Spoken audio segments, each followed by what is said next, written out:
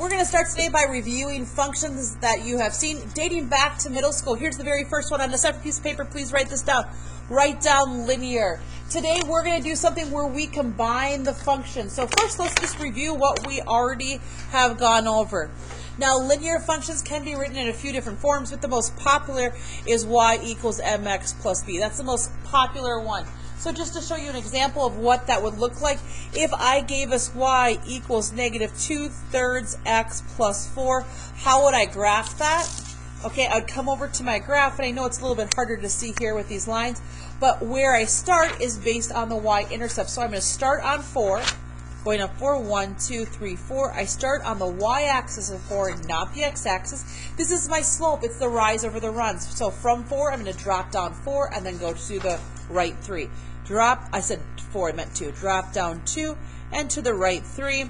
Drop down 2 and to the right 3. And then I'd advise you to take out your ID, because today it's going to be very important that we are graphing functions as accurately as possible. Now what you notice about this function compared to the functions we'll do today is this particular linear function runs throughout the entire Cartesian plane. So as I move to the left, it continues to go up, and as I move to the right, it continues to go down. The next function that we are going to review is a quadratic function, and this is a quadratic example, and it is in standard form. Now quadratic functions produce parabolas, and the parabolas, or this U shape, can open up or down based on the leading coefficient. If it opens up, we have a vertex at the bottom, and if it opens down, we have a vertex at the top. I prefer when a quadratic function is in this form. So I'm going to write this down, and we're going to do an example. If this is another form. So this is a quadratic function. It's still going to create the U shape. The reason I like this form, it's called vertex form, and it makes it so much easier to graph. So quadratic functions have a parent function. The most basic type of quadratic function is y equals x squared. And so this is the most important thing from this particular review of this function that you write down. We're going to write down the points that help create the shape of the quadratic function. When I input in the value 0, 0 squared gives me 0. When I input in 1, 1 squared gives me 1. When I put in 2, 2 squared gives me 4, and I'll do one more. 3 squared is 9. Now how is that going to help make things faster? Well, let's jump back to this graph. I am now going to graph this. Pay close attention. It's okay just to watch right now. Instead of going to the left 3, I'm going to go to the right 3, and then I'm going to go down 4. 1, 2, 3, and 4. This is the vertex of this quadratic function. Now I need to create the U shape.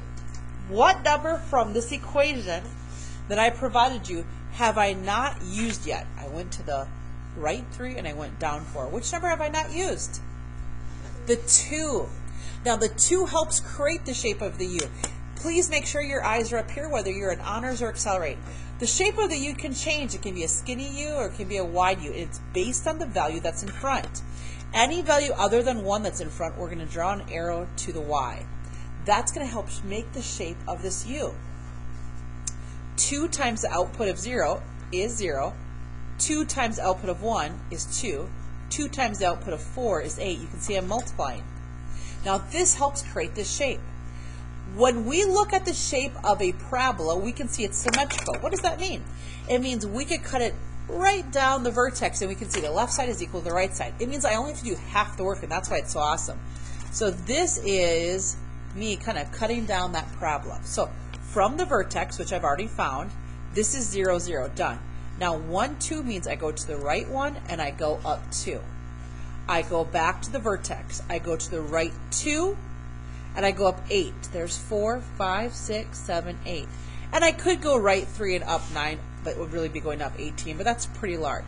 So I've taken care of the right side of the parabola. Now how do I do the left?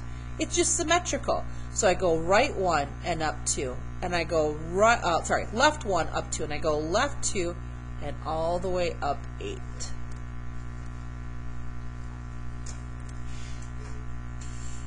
All right, let's go on to our third. We're going to hit 3 different types of functions that we've learned today. Please write down absolute value.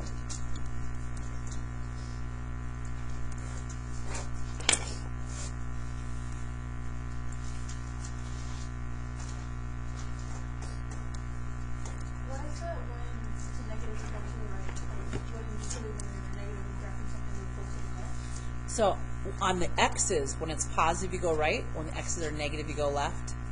On the y's, when it's positive, you go up. When it's negative, you go down. Because we're reading this different, this is gonna be the rise over the run, which resolves in the slope. So it's going to change in your y's over the change in your x's. And the same thing happens. When this is negative, you drop down. If it's positive, you go up. Great question. On the bottom number, if it's positive, you go to the right. If it's negative, you go to the left. Very good question. Here we go. Absolute value. Here's the most basic parent absolute value function. Remember, absolute value is just the distance from 0.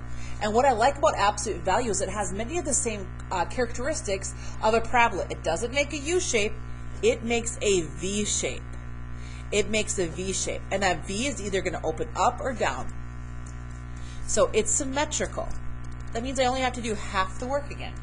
So when I plug in 0, what is the distance from 0? Well, 0. 1, the absolute value means what's the distance from 1 to 0? It's 1. 2, what's the absolute distance from 2 to 0? It's 2. And that's how we create this. If this is 0, we go over 1, up 1, over 2, up 2, and then we go the opposite way as well to create this symmetrical V shape. So let's practice one. Here we go. Y equals negative 2, x minus 4 plus 5. So what am I going to do here? First thing I'm going to do is I'm going to move to the right 4, and I'm going to move up 5. Right 4 and up 5. So, okay, I'm going to do that first. Right 4, up 5. So let me get a graph paper that you can see here. Right 4, 1, 2, 3, 4, and up 5. 1, 2, 3, 4, 5. That's the part of the V. Now, how do I know if this V is going up or if this V is going down? The V is going down because it's negative. Please make sure all earbuds are out, all cell phones are put away. I've taken care of these numbers. Now I need to take care of the negative 2. Anytime a value out front here is different than 1, we have to multiply it by the y's. And what it determines is that V shape going to be really skinny or is it going to be wider? So 0 times negative 2 is 0. 1 times negative 2 is negative 2. And negative 2 times 2 is negative 4. This helps determine how I graph this. 0, 0 will always represent that vertex. So here's 0, 0. I'm going to go to the right one, and since it's negative, the y is negative, I'm going to drop down 2. Right 1, drop down 2. Go back to the vertex. Right 2, drop down 4. Right 2, drop down 4. 1, 2, 3, 4. Okay. How do I create this shape? Anybody know what I can do now? The reason I like parabolas and I like absolute value, parabolas are quadratic functions. When I graph them and absolute value makes this V shape, is because I only have to do half the work. So how do I create the other half? It's the same thing. Instead of going right 1 and down 2, I'm going to go left 1, down 2. I went right 1, down 4. I'm going to go left 2 and down 4. And now I have this absolute value function. Okay, very last one that you pay attention to is going to be square roots. Please write down square roots. You have to know all of this to be able to do the work in the next few days. Square root functions.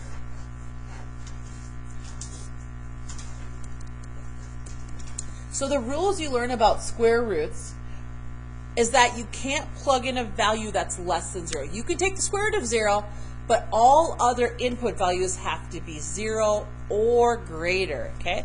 This value in here can be at a minimum of 0. So when I'm thinking of what I can plug into this parent function, I can do 0, square root of 0 is 0. I can do 1, the square root of 1 is 1. Now I can take the square root of 2 and I can take the square root of 3, but they're really ugly. They're messy decimals that are irrational.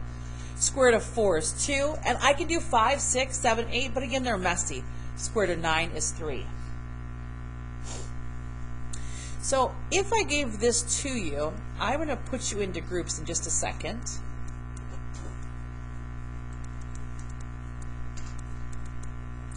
And if I asked you to graph this, what can you predict verbally? Not on paper, but what can you predict?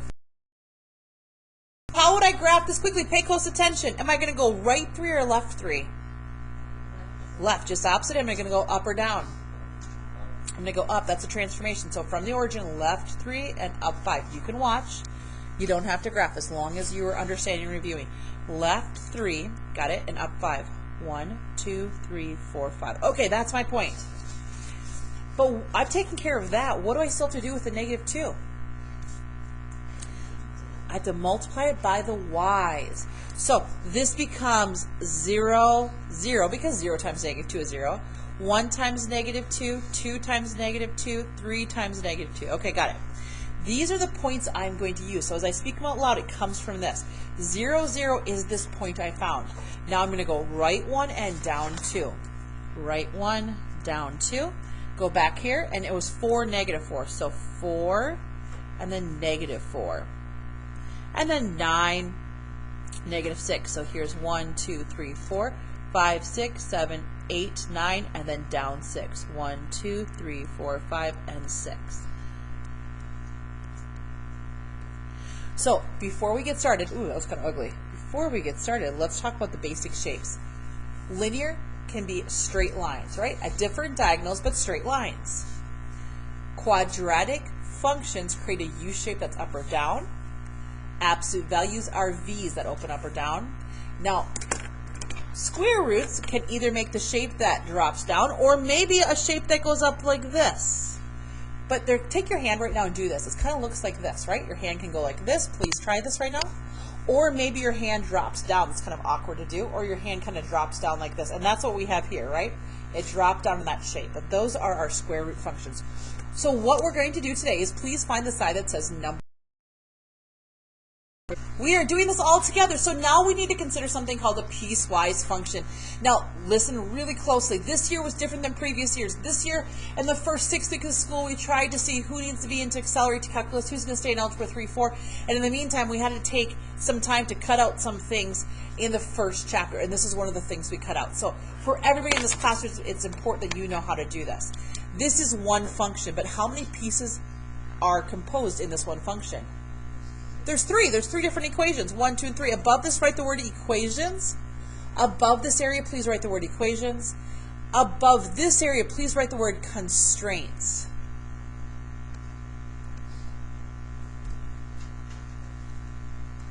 So we're going to graph 3 different equations on the same graph.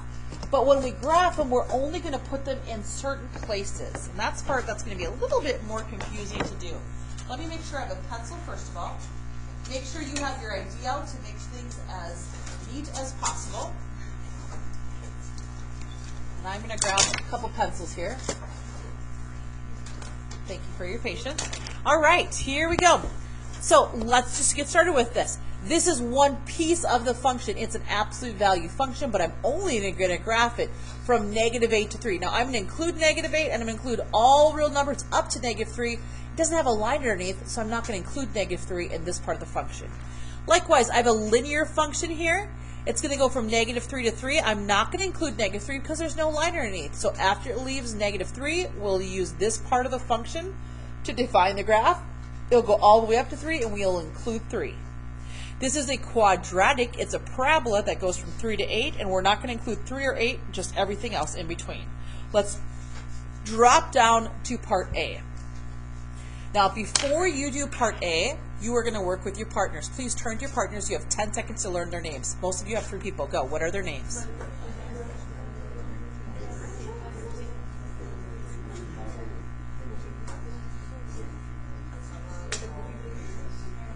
All right, are you ready? Here we go. So I need to find out of these three, which one of the constraints, if any, includes negative 8? Does this include negative 8? Yes, it's included. There's a line underneath. That means I'm going to plug negative 8 into this part of the function. So negative 2, and then negative 8 plus 6 plus 7. Okay, I got to do some math off to the side here, and I didn't leave enough room. So negative 2, okay, negative 8 plus 6 is negative 2.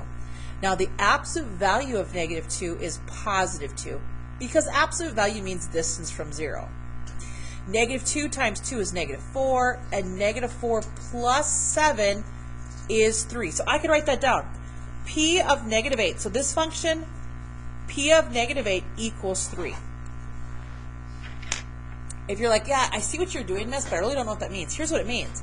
If we graph the point negative 8, 3, it will be on function 3. When the input is -8, there's going to be an output of 3, if my math is correct. Let's try 0. Is 0 in the first constraint? Is it between -3 to -8? Nope. Is 0 in the second constraint? Is it between -3 to +3? Yeah, now a lot of people say no, like this isn't a 0. Well, yeah, think of a number line here. Think of a number line. -3 to +3. Yeah, 0 is in the middle of that. That's what this means. 0 is in the middle of these two integers. So yes, I can use this function. So I'm going to input in 0. 0 times 1/3. Well, any value times 0 is 0. And 0 minus 2 is -2. So P of 0 equals -2. Now, if you have 3 people in your group, please include all 3. If you have 2 people, please make sure you're working with those 2 people. Do not leave anybody out. You have 1 minute to find what is P of 3 and what is P of 8. Begin. So I'm going to try P of 3. Let's try this. Okay, so again, I'm going to draw a number line for those of you that visually want to see this. This is 1, 2, 3, 4, 5, 6, 7, 8. So here's -8. I'm going to go all the way out to +8.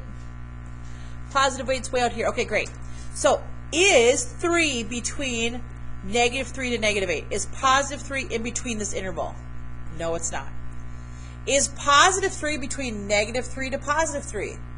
It is. Now, why do I get to include it? Because there's a line underneath that says, please include 3 with this equation. So that means I get to plug in 3. So I plug in 3. By the way, 3 is the same as 3/1. And when you're working with fractions, you have a couple different ways you could do this. You could multiply 1 times 3 is 3. 3 times 1 is 3.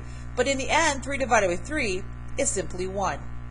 And 1 subtract 2 is -1. So P of 3 is -1. What does that mean? It means when we graph this, we're going to find the pair 3, -1 on our graph. Okay, 8. Is +8 in this one? No. Is +8 in this one? Is +8 here? It is not. And I can see why students are confused. They're like, yeah, it is. Look, there's an 8 there, right? But why can I not include +8? There's not a line that says include 8. It says it has to be less than 8. So when when it's not included in any of this, it's not included in this function, we write undefined. Undefined means there is not going to be an output value that is associated with 8. So when we look at 8, there's going to be nothing there. It's going to be blank. There's no point that's going to be associated with it. Do me a favor right now. Within groups, I am watching. I want you to do part A, and you have 1 minute. Part A, 1 minute, begin. P of -3 is -3 in the first constraint. It looks like it is, so why don't I include it? There's no line underneath. It means we include -8 and we go through all of the real numbers leading up to -3, but we can't include it as part of this piece of the function. It's not included. Well, let's try the next one. Is -3 included in this constraint? It looks like it because I see a -3, but it says the x values we choose, the inputs have to be greater than -3. It can't be equal to it. There's no line underneath. What does that mean? It means that there's nothing that includes -3. So what is the math term we use? Undefined. That means, write this down, that means there's no output value. There's going to be a hole. There's no output value that's going to be associated with -3. There's nothing going to be there. Let's try 4. So +4 is not in between these two. +4, it's getting close, but it's not in between these two values. +4 is between 3 and 8, so I'm going to use this piece of the function. So I get to replace the x with a 4, and in doing so I have 4 minus 5 squared, subtract 5. -1 squared, subtract 5. -1 squared is 1, and 1 minus 5 is -4. What does this mean? It means when we graph things, what ordered pair should be there if we did the math right? 4, -4.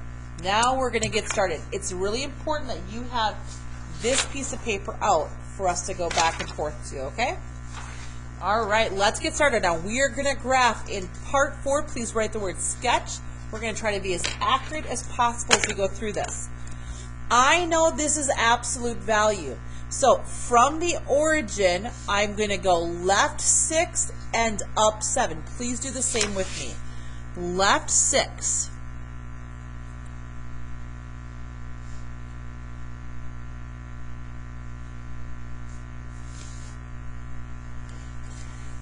Because it's absolute value, I know that I'm going to have a V shape that goes down or a V shape that goes up. How do I know before graphing what to predict?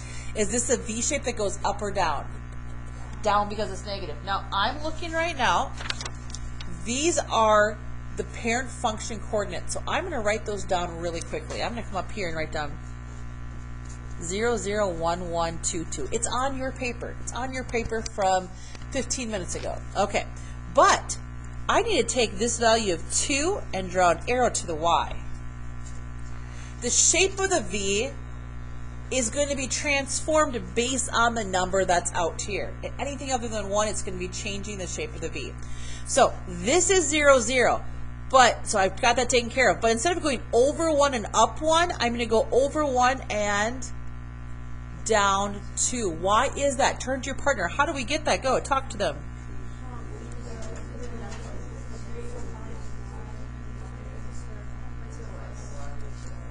Negative 2 times 2 is negative 4. So from here, instead of going right 2 and up 2, I'm going to go right 2 and down 4. You should be doing the same on your paper. Right 2, down 4. 1, 2, 3, 4.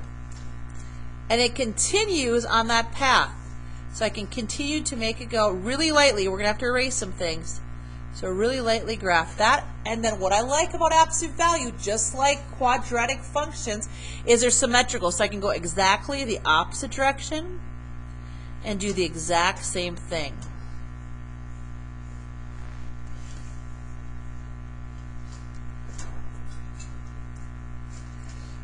Now, there's a problem. Remember, this function P has 3 different parts. How do we know when to apply each part? They give us constraints. The constraints say only graph this piece of the function from where x is negative 8 and include it all the way up to negative 3, but don't include negative 3. So everybody go to negative 8, count. Here's 2, 4, 6, 8. So here's negative 8. It says start at negative 8. Okay, I got to erase everything to the left of that. And it tells us to keep going all the way to negative 3. 1, 2, 3. But at negative 3, remember there's going to be a hole in the graph. So make a hole at negative 3. We just completed the first piece of this function given the following constraints. I want to make sure you guys can see that's a circle there. I'm going to press pause. There's probably a lot of confusion. Please check. Okay, I'm just making sure I went from negative 8 all the way to negative 3. So here's negative 8. So negative 8, negative 7, negative 6, negative 5, negative 4. Here's negative 3. Okay, so the function is up above from x equals negative 8 all the way up to negative 3, but we don't include negative 3 based on the constraints. I really like this one because we all can do this pretty fast. This is this piece of the function is linear, so let's all start at negative 2. Remember, we're going to draw this pretty lightly because we have to go back and erase things later. And then the slope is 1 over 3. So from this point, I go up 1, 1, 2, 3 to the right. Up 1, 1, 2, 3 to the right. Up 1, 1, 2, 3 to the right. And then we can go down 1 and to the left 3. And then we're going to take our ID, or you take a ruler, and you're going to connect these from left to right and make sure that as you do this, it's pretty light on your graph. Now that's beautiful, but we're not supposed to do this throughout the entire graph. We're only supposed to do it between negative 3 to positive 3. We include the positive 3, but at negative 3, we make an open circle. So I find negative 3 and I go straight down and I make that open circle. And everything to the left is erased. And I find positive 3 and make a closed circle, and everything to the right of that is erased. Now I've graphed the second equation, which is linear, and I've only done it on the graph using the constraints between negative 3 to positive 3, including positive 3. Go on to the last one. The last one is a quadratic function. What I'm happy about is it's in vertex form, which makes it so much easier for us. So this is vertex form. That means I'm going to go to the right 5 and down 5. Please do the same with me. Right 5 and down 5. Okay. Right 5. 1, 2, 3, 4, 5, and down 5. 1, 2, 3, 4, and 5. If I look at quadratics, this is the most basic parent function, 0, 0, 1, 1, 2, 4, and 3, 9. You may be saying, well, isn't it supposed to be 0, 2, 8, and 18? That was because we had a number outside that was 2. Do we have a number outside other than 1? So we don't need to change it.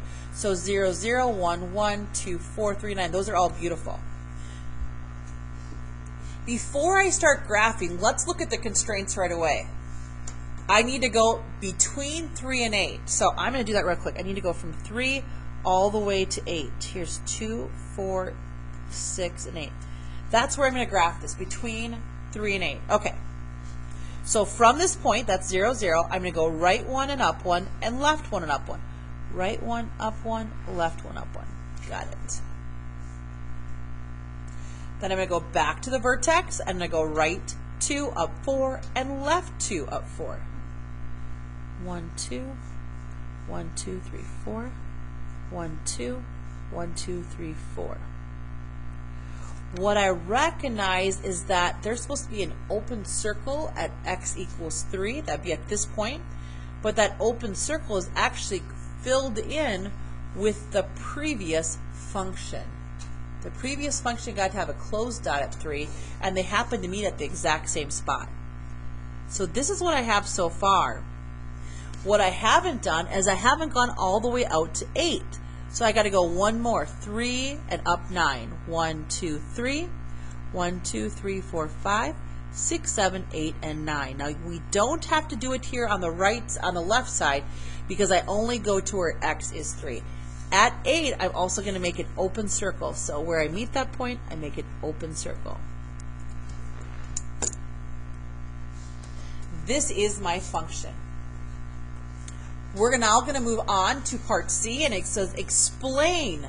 So in words, explain how the graph of your function above validates what we thought in part A. Well, let's check.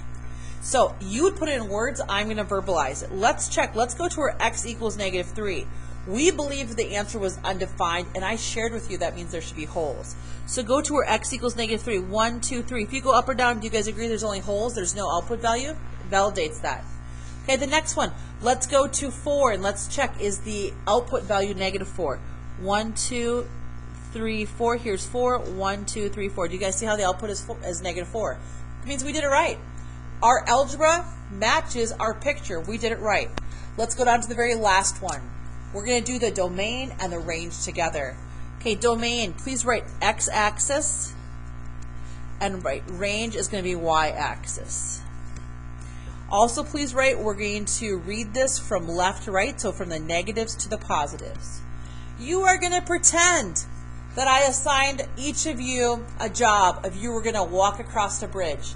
And as you walk across the bridge, you're going to use binoculars. You can only look straight up or straight down. You can't look diagonally left or right. Are you ready? We're going to start on the X bridge. That's the domain.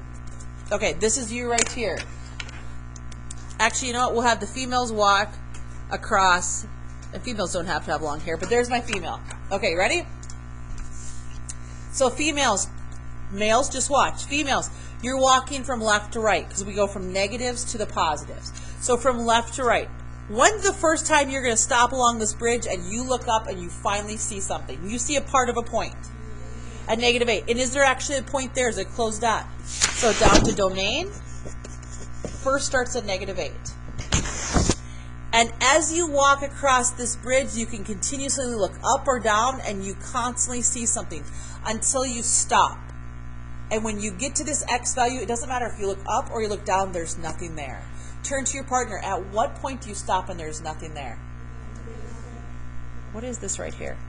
1, 2, 3. At -3, do you see how there's nothing there at -3? You're looking up, but there's a hole. There's nothing. So we're going to go all the way to -3, but there is nothing there. Okay? But as soon as you leave -3 and you walk across the bridge, you can look down. There's continuously something there. So as soon as you leave -3, we continuously see parts of the function. It's constant. We're looking down or up. It's constant. And when's the first time you stop and you're like, I'm looking up and I see nothing? Talk to your partner, not to me. When's the first time you stop on the bridge, you're using those binoculars, looking up or down, and there's nothing there? It'd be right here. See how there's a hole there? What is that x value? It is +8. There's nothing there. This is the domain. We include -8 going all the way up to -3, but there's nothing there. Then between -8 and -3 and +8, it's continuous.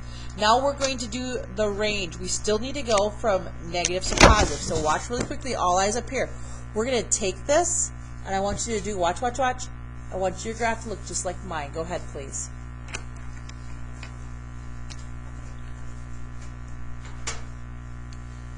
Okay, that's a hat. That's a boy. Girls can wear hats too, but that's a boy. Okay, ready? So boys, you are looking up or down. When's the first time you stop and you actually see any part of the function when you look straight up or down? Let's check. I agree. Do you guys see -5 is the first time you see something? Okay. Let's come back to range. All right, this is my range. -5 is included. Okay. Now you can see more than one thing. So you're walking across this bridge. You're like, good, good, good. But there's a hole here. But if you look down, there's parts of the function. Parts of the function, parts of the function. Like right here, there's a hole, but if I look down, there's parts of the function. There's a little gnat here. I'm looking, I'm looking, I'm looking. When's the first time you stop and you're like, uh-oh, it's the last time I see part of the function? Is it +5? 6? I think it's 7. Am I right? 7. And there's actually a closed dot there, so I'm going to come back here and it goes all the way to 7.